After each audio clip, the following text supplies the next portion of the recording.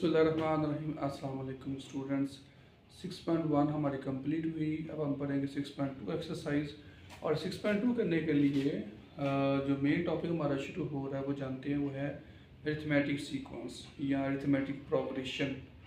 In short हम इसको कहते हैं AP। ठीक है, तो क्या होती है जी अरिथमेटिक सीक्वेंस। सबसे पहले हम टाइप को थोड़ा अंडरस्टैंड करते हैं, फिर हम क्वेश्चन करना शुरू करते हैं इसके। ठीक है, तो लाइक हमारे पास अगर पहली टर्म है इस तरह से A1, तो हम कहते हैं इसको पहली टर्म सीक्वेंस की। नेक्स्ट टर्म कैसे आएगी, हम कहते हैं A1 प्लस D।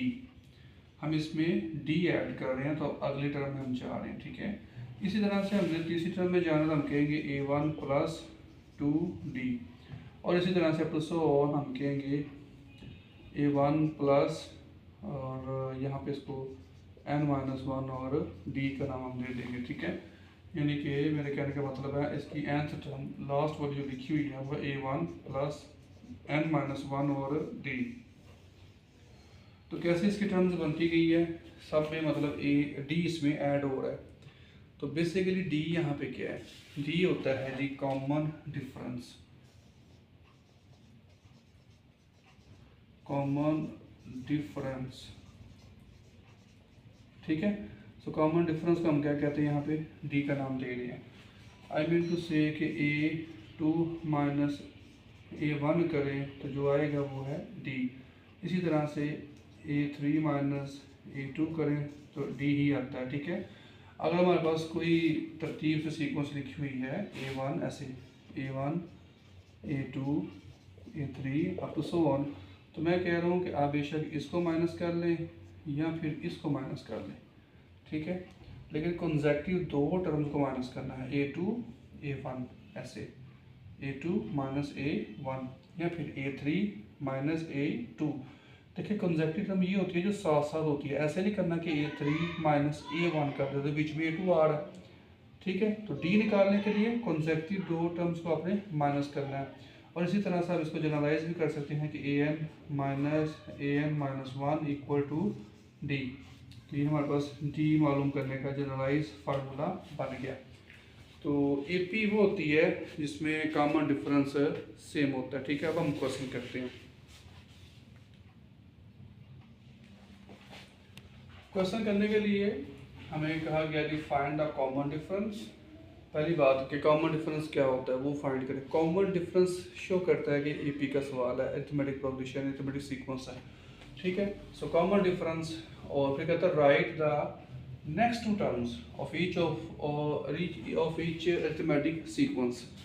ले अरिथमेटिक का भी जिक्र आ गया सवाल के अंदर। हमने यहाँ पे चूँकि तीन तरह की सीक्वेंस हमने पढ़नी है, तो हमने हर सवाल में ढूंढ रहे हैं कि सवाल में कैसे पता चलेगा कि किस टाइप का सवाल है। जैसा कि यहाँ पे सवाल में कॉमन डिफरेंस का जिक्र आ गया तो ये P है। दूसरा यहाँ पे उसने खुद कह दिया अरिथमेटिक सीक्वेंस, तो ये अरिथमेटिक सीक्वेंस को हम अरिथमेटिक प्रोग्रेशन या AP भी कहते हैं। ठीक है, पहचान करना मेन चीज़ है इन सवालों में। आइए अब इस पर काम करते हैं। सबसे पहले ये पहली टर्म हमारे पास A1 वो क्या है, हमारे पास 9 है। ठीक है, और इसी तरह से नेक्स्ट हमें कहा गया जी फाइंड करें कॉमन डिफरेंस। चलो पहले D निकालते हैं। तो D कैसे निकलेगा जी, D निकालने के लिए A2 माइनस A1 करते हैं। तो ये देखिए ये पहली टर्म A1 A2 A3 इस तरह से हम इसको कहते हैं, पहली टर्म दूसरी टर्म तीसरी टर्म। सो D निकालना A2 माइनस A1, तो यहाँ पर लिखेंगे D बराबर है 16 minus 9 which is equal to 7।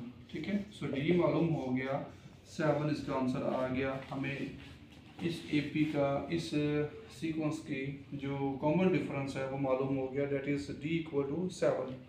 आगे और 9 है 16 एंड 23 है। ठीक है, तो ये बेसिकली देखिए 9 16 23 अब तो 100। तो इसका हम कहते हैं A1 A2 A3। मुझे मतलब A4 फाइंड करना है और A5 फाइंड करना है। सो फार्मूला मेरे पास क्या है, हमारे पास nth टर्म जो फार्मूला है वो है AN बराबर है A1 प्लस N-1 और D। ये nth टर्म फार्मूला है AP का। इसमें आप पुट करेंगे 4 A4, चूँकि हमने 4 फाइंड करना है, तो वो क्या होगा A1 प्लस 4 - 1 और डी, इसमें हम कीमतें पुट करेंगे like A1 plus 3D solve करने से आ गया, और A1 हमारे पास क्या है, इसको यहाँ पे पुट करते हैं जी। A4 बराबर है A1 है 9 और प्लस 3, डी हमारे पास क्या है जी, डी हमारे पास आ चुका था, हमने पहले मालूम किया है, डी है 7 जो कि कॉमन डिफरेंस कहलाता है, और 7 इन 21 और 9 ऐड करने से हो गया 30। सो A4 हमारे पास आ गया 30। बिल्कुल ऐसे हमने A5 अगली टर्म भी निकालनी है। हमें क्वेश्चन में चूँकि कहा गया था कि अगली 2 टर्म्स निकालें, तो उसके लिए आपको n इसमें 5 पुट करना है, ठीक है। तो यहाँ पे देखिए हमने इसको n = 4 पुट किया था, और बिल्कुल ऐसे। सो an मतलब A5 बराबर होगा A1 प्लस, और यहाँ पे 5 - 1 और d, ये फार्मूले के मुताबिक मैंने लिख दिया। अब इसमें फार्मूले के मुताबिक कीमतें पुट करते हैं। A1 हमारे पास क्या है, A1 हमारे पास था 9 प्लस 5 - 1 विच इज़ 4, और d हमारे पास है 7। तो इसको आप देखें, 7 और 4 हमारे पास हो गया 28। 28 में से आप 28 में 9 जमा कर लें, तो ये हमारे पास हो गया जी 37, ठीक है। 28 में 9 जमा कर लेंगे तो 37। सो A5 बराबर है 37 के, ठीक है। तो ये अगली 2 टर्म हमारी मालूम होगी। मिलते हैं अगले लेक्चर में, तब तक इसको आप तैयार करें जी। अल्लाह हाफिज़।